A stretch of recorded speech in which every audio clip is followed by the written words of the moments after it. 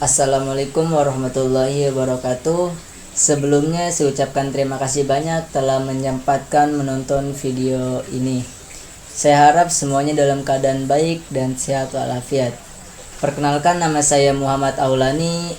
Saya berkuliah di Universitas Syedzi Madani dengan NIM 23050619. Program studi saya Ilmu Komputer kelas malam C. Pada kesempatan kali ini saya akan membahas topik yang sangat penting, yaitu dasar-dasar pemrograman. Pemrograman saat ini menjadi keterampilan yang sangat dibutuhkan di berbagai bidang, mulai dari teknologi bisnis hingga industri kreatif. Dengan memahami dasar-dasar pemrograman, kita dapat memiliki fondasi yang kuat untuk memulai perjalanan sebagai seorang programmer. Dalam video ini juga saya akan membahas beberapa hal yang ada dalam dasar-dasar pemrograman, yaitu yang pertama, apa sih pentingnya pemrograman dan mengapa itu sangat penting. Yang kedua, konsep dasar seperti variabel, logika, dan struktur data. Yang ketiga, contoh-contohnya di dasar-dasar pemrograman. Langsung kita mulai presentasinya.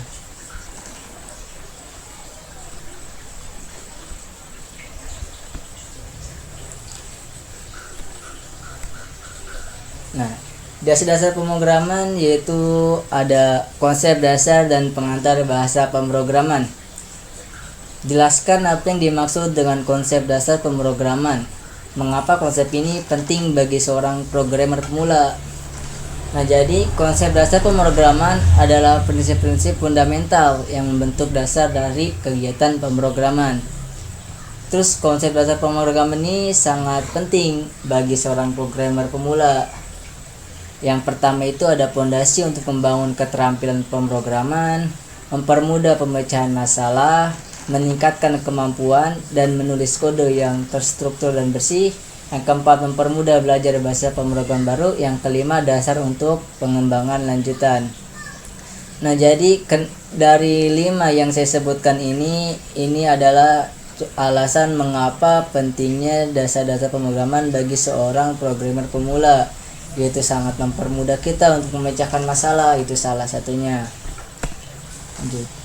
Berikan contoh singkat mengenai satu bahasa pemrograman yang kita pelajari dan mengapa Anda memilih bahasa tersebut. Nah, ini ada 4 contoh atau 4 alasan yang saya pilih di saat saya mempelajari dasar-dasar pemrograman. Yang pertama itu ada sinteks yang sederhana dan mudah dibaca. Bahasanya itu fleksibel banget dan serbaguna. Banyak sumber daya belajar, terus ada komunitasnya yang sangat besar. Dasar-dasar pemrograman ini komunitasnya yang lumayan begitu besar. Yang kedua ada struktur dan sintaks dasar. Apa sih struktur dasar dan sintaks dalam bahasa pemrograman yang selama ini saya pelajari? Nah, dalam bahasa pemrograman, struktur dasar merujuk pada cara pemrograman disusun dan bagaimana elemen-elemen dalam pemrograman tersebut diorganisasi untuk menghasilkan sebuah program yang berfungsi dengan baik. Sinteks itu mengacu pada aturan atau tata cara menuliskan kode dalam bahasa pemrograman tertentu.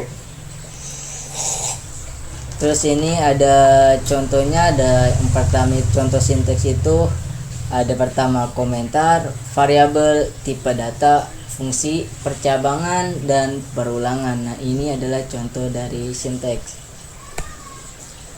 Nah, di sini ada contoh sinteks yang saya tampilkan. Contohnya hello world. Yang pertama kita klik print, kurung buka, tanda kutip, hello world, tanda seru, kutip lagi, lalu tanda kurung. Maka ketika kita jalankan maka muncul hello world, begitu. Logika pemrograman dasar. Logika pemrograman dasar adalah cara berpikir yang sistematis untuk menyelesaikan masalah dalam pemrograman. Logika sangat penting dalam pemrograman karena menjadi dasar dalam menyusun instruksi yang benar dan efektif untuk mencapai tujuan atau penyelesaian masalah dengan komputer. Begitu.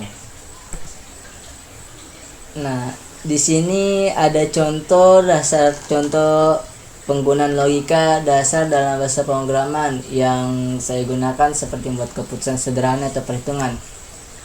Keputusan sederhana atau if else. Nah, pertama kita input nilai ujian, nilai sama dengan 75, misalnya kita ambil 75. Terus kita menggunakan logika if else. If nilai sama dengan 60, ini lebih besar, sama dengan 60, print kurung buka tanda kutip selamat, koma Anda lulus tanda seru kutip lalu dan kurung tutup. Else, masukin lagi print maaf Anda tidak lulus. Gitu. Terus ini form data input pengguna. Bagaimana cara membuat form untuk mengumpulkan data dari pengguna? Nah, di sini saya menggunakan Google Form ya. Nah, yang pertama-tama itu kita buka Google Form. Terus klik blank untuk memulai form baru.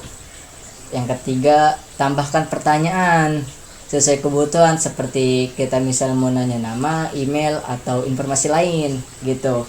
Yang terakhir ada Google Forms secara otomatis menyimpan respon pengguna dan kita bisa melihatnya atau menggunakannya sebagai file spreadsheet. Nah, kayak gitu. Nah, ini tuh contoh input pengguna yang menggunakan script JavaScript HTML.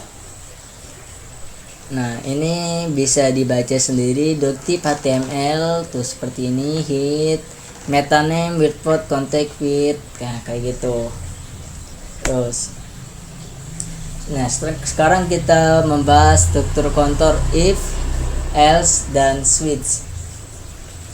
Apa itu struktur kontrol seperti if, else dan switch? Jelaskan dengan contoh bagaimana struktur kontrol ini bekerja. Struktur if dan else digunakan untuk menjalankan blok kode tertentu hanya jika kondisi tersebut terpenuh. Let nilainya 75. Bisa kita lihat, kita ambil 75 lagi. If masukkan nilainya itu 60. Nah, kita masukkan keterangannya console log kurung buka selamat Anda lulus ujian. Ketik lagi else, masukkan keterangan lagi kurung buka kutip maaf Anda belum lulus ujian. Nah, di sini saya cantumkan penjelasannya. Nah, jika nilai lebih besar atau sama dengan 60 pesan, maka akan muncul pesan selamat Anda lulus ujian. Nah, terus jika nilai kurang dari 60, jika nilai kurang 60, misalnya contohnya 50, maka akan muncul pesan maaf Anda belum lulus ujian. Nah, seperti itu. Ini jika nilainya kurang dari 60, entah itu 59, 59,9, itu masih kurang dari 60, maka akan muncul maaf Anda belum lulus ujian. Seperti itu contohnya. Kemudian ada struktur kontrol if, else dan switch. Apa sih itu struktur kontrol seperti if, else dan switch? Jelaskan dengan contoh bagaimana struktur kontrol ini bekerja. Nah, sebelum saya akan menjelaskan switch, tadi kan if, else sudah saya jelaskan, sekarang switch. Nah, struktur switch ini sering digunakan untuk membandingkan satu variabel atau ekspresi dengan beberapa nilai berbeda. Switch juga berguna banget saat kita memiliki banyak kondisi berbeda untuk suatu variabel karena lebih rapi daripada menggunakan beberapa if, else. Jadi switch ini lebih rapi lah, lebih enak dibanding dengan if, else. Nah, ini contoh dari switch ya. Ini semua dari case 1 sampai case 7 ini. Contoh gini, case 1 konflik lob Senin break. Nah, Selasa, Rabu, Kamis, Jumat, Sabtu, Minggu, ini semuanya contoh dari switch ya. Oke. Ini juga contoh dari kode sederhana yang menunjukkan bagaimana program Anda membuat keputusan berdasarkan input pengguna. Nah, jadi kayak gini nih, kita meminta input usia dari pengguna kayak gini. Di sini readline question, masukkan usia kita, masukkan usia Anda. Nah, di sini kita masukkan terus mencetak kategori usia menggunakan struktur if else. If usianya 0 pakai tanda dan ya, usia kita misalnya kita ambil 12. Di sini kita ketik lagi keterangannya Anda termasuk kategori anak-anak. Terus kita masukin lagi input else if else usianya 13, usia sampai 17. Nah, di sini kita masukkan keterangannya menjadi kategori remaja kayak gitu. Dan seterusnya seperti ini. Kita misalnya 60, misalnya sampai 59 itu kategorinya dewasa, kalau 60 kita termasuk kategori lansia karena 60 itu usia yang sangat tua banget. Lanjut. Ini tuh struktur control if masih yang tadi, masih nyambung tadi. Struktur if else itu program mengecek kategori usia berdasarkan nilai input pengguna.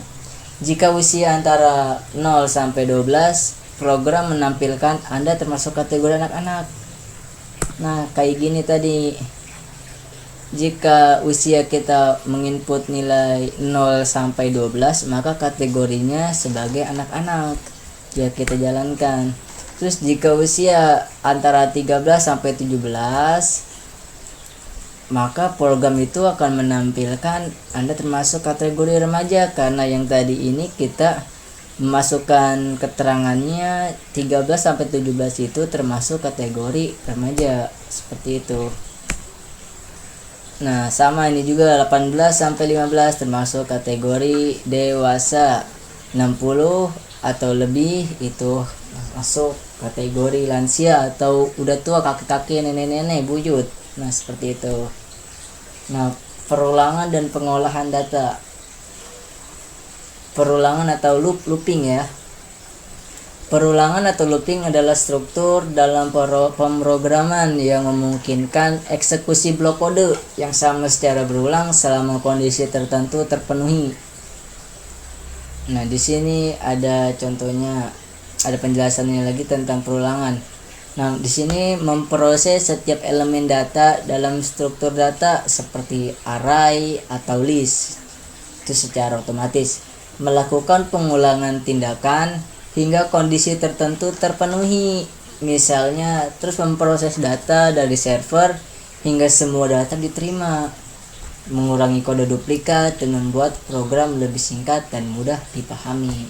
Begitu. Nah, ini tuh contoh looping atau perulangan ya. Let i itu kita ibaratkan 1 ya, while i sampai dengan 10. Nah, ini variabel itu yang tadi saya bilang, variabel i diinisialisasi dengan nilai 1. Loop berjalan selama 1 sampai dengan 10 seperti iterasi i bertambah 1 setelah dicetak gitu. Nah, demikianlah pembahasan kita tentang dasar-dasar pemrograman yang kita telah pelajari. Apa itu pemrograman, mengapa penting, konsep dasar seperti variabel, logika dan struktur data, serta melihat contoh penerapannya. Saya harap materi dapat memberikan kita semua fondasi awal mula untuk mulai belajar lebih jauh.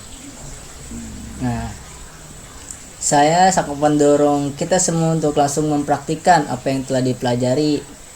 Kita mulai dengan mencoba membuat program sederhana seperti kalkulator atau pengolahan data-data yang lain.